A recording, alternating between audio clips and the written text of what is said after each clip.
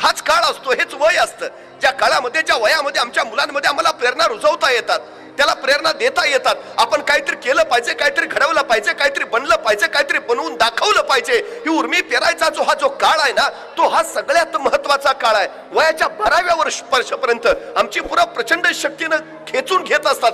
जे जे हवं ते त्याची जिज्ञासा अफाट असते. 12 ते 17 वर्षाचा जो टप्पा आहे तो त्याच्या आयुष्यातला घडण्याचा सर्वोत्तम काळ असतो.